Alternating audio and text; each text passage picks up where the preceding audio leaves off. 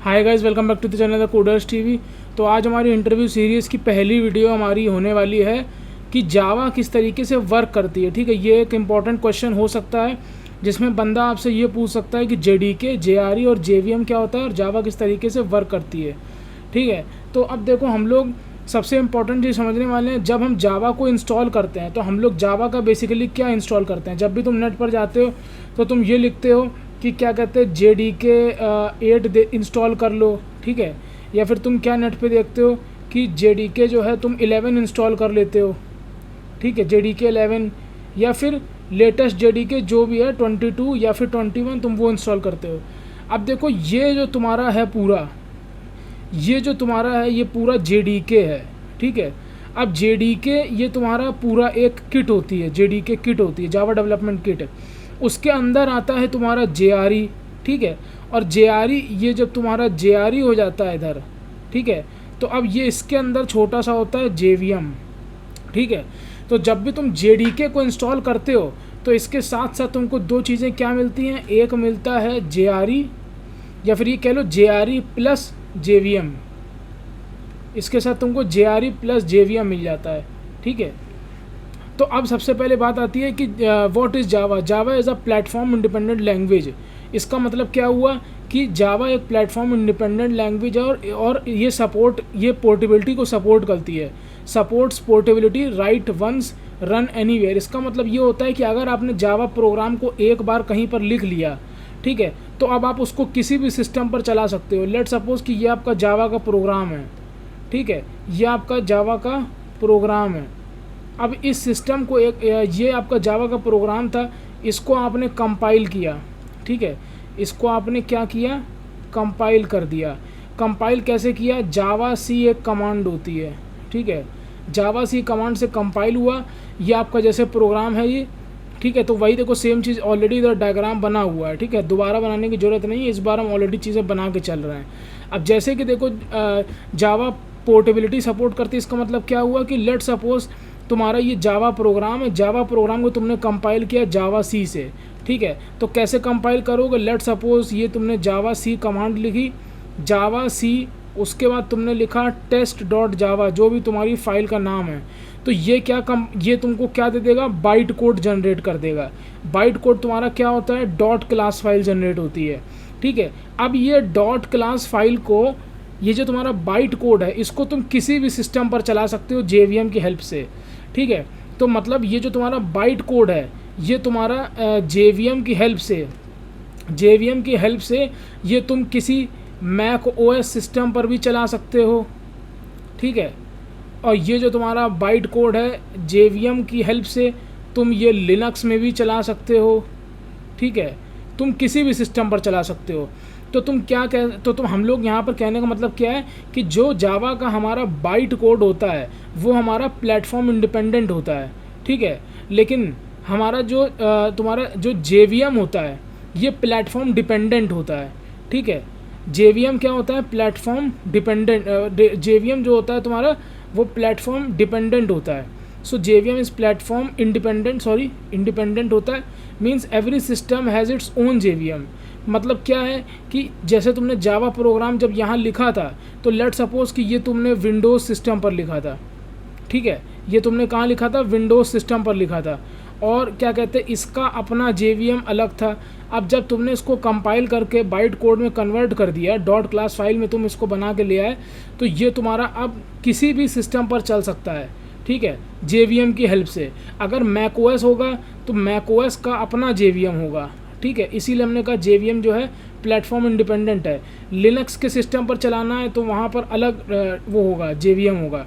ठीक है, अब यहाँ पर एक चीज़ और भी आती है, जावा प्रोग्राम जो हमारा होता है वो कंपाइल होता है, डॉट क्लास फाइल में कन्वर्ट हो जाता है। ठीक है, कंपाइल होने के बाद अब ये जो डॉट क्लास फाइल होती है इसको कन्वर्ट करने के लिए हमारे पास JIT कंपाइलर होता है जो कि JVM के पास होता है। यहाँ पर JVM के पास क्या होता है, JIT कंपाइलर। ठीक है, JIT just in time compiler. ये कंपाइलर क्या करता है, ये बाइट कोड को कन्वर्ट कर देता है मशीन कोड में, और मशीन कोड जो है तुम्हारा, मशीन कोड तुम्हारा ये CPU को दे दिया जाता है। ठीक है, तो जो तुम्हारा ये जो मशीन कोड है वो CPU के थ्रू आउटपुट में कन्वर्ट हो जाता है। ठीक है। अब ये जो मशीन कोड है तुम्हारा, वो जो है लास्ट में जाकर के आउटपुट में कन्वर्ट हो जाता है। तो तुमको समझ में आया, JVM is a platform independent, ठीक है। मतलब हर एक सिस्टम का अपना एक अलग JVM होता है। तुमने अगर अपने जावा प्रोग्राम को विंडोज़ मशीन में मान लो लिखा है, और विंडोज़ मशीन में ही मान लो कंपाइल भी तुमने किया, तो वो डॉट क्लास फाइल में कन्वर्ट हो गया। अब उस कंपाइल्ड कोड को, इसको हम एक चीज़ और भी कहते हैं, इसको हम लोग कहते हैं कंपाइल्ड कोड। कंपाइल्ड कोड को, इस कंपाइल्ड कोड को हम लोग किसी भी सिस्टम पे चला सकते हैं, चाहे वो मैकओएस हो चाहे वो लिनक्स हो, ठीक है। और तुमने लिखा था जबकि विंडोज़ में, बस शर्त ये होती है कि क्या कहते हैं, जो तुम्हारा मैकओएस होगा उसका अपना अलग JVM होगा, लिनक्स होगा उसका अपना अलग JVM होगा, ठीक है। अब JVM क्या करेगा, लेट सपोज ये तुम्हारा JVM है, ये लेट सपोज ये जो JVM है वो मैकओएस का है। ये जो JVM होगा ये तुम्हारे बाइट कोड को, जो कि विंडोज़ से कन्वर्ट होकर आ रहा है, वो JVM तुम्हारे बाइट कोड को कन्वर्ट करेगा मशीन कोड में। लेट सपोज ये मैकओएस मशीन कोड के लिए कन्वर्ट हो गया, किसके हेल्प के थ्रू हुआ, जस्ट इन टाइम कंपाइलर के थ्रू हुआ, ठीक है। और उसके बाद तुम्हारा आउटपुट आ जाता है, जो भी तुम हेलो वर्ल्ड प्रोग्राम बनाते हो कुछ भी। अब लेट सपोज यही तुम्हारा सेम प्रोग्राम था जो कि विंडोज़ में लिखा गया था, जब उसको कंपाइल किया तो वो बाइट कोड में कन्वर्ट हो गया, ठीक है। अब इसके बाद लेट सपोज यहाँ पर जो JVM यूज़ हो रहा है वो लिनक्स मशीन का JVM है, ठीक है। मतलब तुम लिनक्स मशीन में अपने इस विंडोज़ के लिखे गए प्रोग्राम को, जो कि विंडोज़ मशीन में लिखा गया था, वो तुम अब लिनक्स मशीन में चलाने की कोशिश कर रहे हो। तो यहाँ पर जो JVM होगा वो तुम्हारा लिनक्स मशीन का अपना अलग होगा, ठीक है। तुम फिर जस्ट इन टाइम कंपाइलर क्या होगा, वो उसको मशीन कोड में कन्वर्ट कर देगा और फिर तुम्हारा आउटपुट आ जाएगा। तो यहाँ पर वही लिखा गया है, सो JVM is platform independent means every system has its own JVM, either system is Windows और मैकओएस और Linux. Input for JVM is bite code that is class file and output is machine code, ठीक है। JVM को जो input मिलता है वो मिलता है क्लास फाइल, जो कि होता है बाइट कोड। यहाँ पर हमारा जो जावा प्रोग्राम होता है ये कौन सा होता है, डॉट जावा हमारी फाइल होती है। डॉट जावा फाइल कन्वर्ट हो जाती है डॉट क्लास फाइल में। डॉट क्लास फाइल को हम लोग बोलते हैं बाइट कोड। अब ये बाइट कोड जो है वो कन्वर्ट होता है मशीन कोड में, ठीक है। 3 कन्वर्जन हो रहा है यहाँ पर, अगर तुम देखोगे एक कन्वर्जन यहाँ से यहाँ हो रहा है और एक कन्वर्जन यहाँ से यहाँ हो रहा है, ठीक है। तो पहला कन्वर्जन हुआ जावा, डॉट जावा प्रोग्राम कन्वर्ट हुआ डॉट क्लास फाइल में, जिसको हम लोग बोलते हैं बाइट कोड।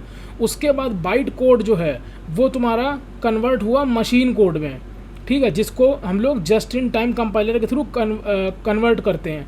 अब ये मशीन कोड जो है वो जो है तुम्हारा किसी भी सिस्टम पे चलता है और आउटपुट देता है, ठीक है। तो उसके बाद क्या है, input for JVM is byte code that is class file, output is machine code.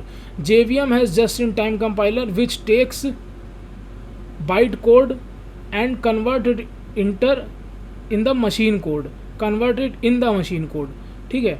तो समझ में आया, JVM जो होता है वो तुम्हारा बाइट कोड को एज अ इनपुट लेता है और मशीन कोड में कन्वर्ट कर देता है, ठीक है। तो ये हो गया तुम्हारा JVM, ये जो अंदर का हिस्सा है JRE के अंदर का हिस्सा है।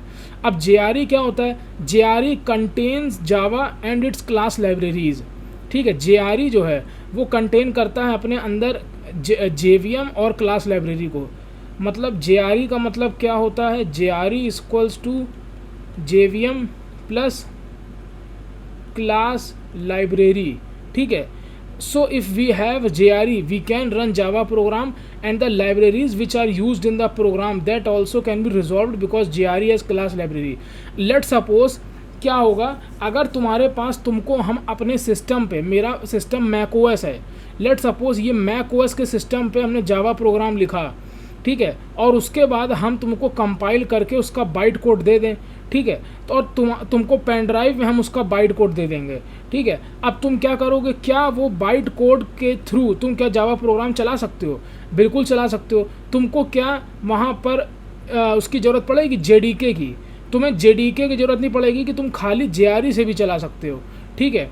लेट सपोज तुमको हमने यहाँ पर क्या दिया, यहाँ पर जावा प्रोग्राम था ये हमारा, ठीक है।